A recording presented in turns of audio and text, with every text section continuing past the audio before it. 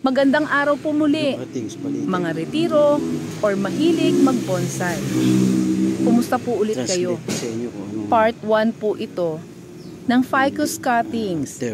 Paano magpatubo ng ficus mula sa cuttings? Atin pong panoorin. In some cultures, it is believed that kung mayroon kayong ficus sa bahay, brings good luck and excellent plant for feng shui. Unang panahon, mga lolo at lola, superstitious belief, kapag may balete sa inyong bahay, tinitirhan daw ng diwata, kapre, encanto, or places for magic. Kaya hindi sila nag-aalaga, lalo sa loob ng bahay.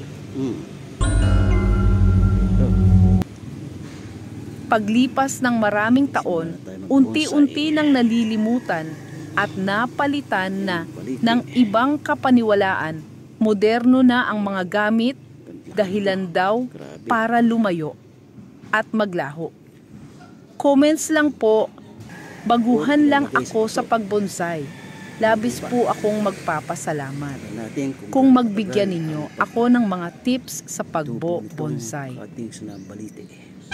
Such as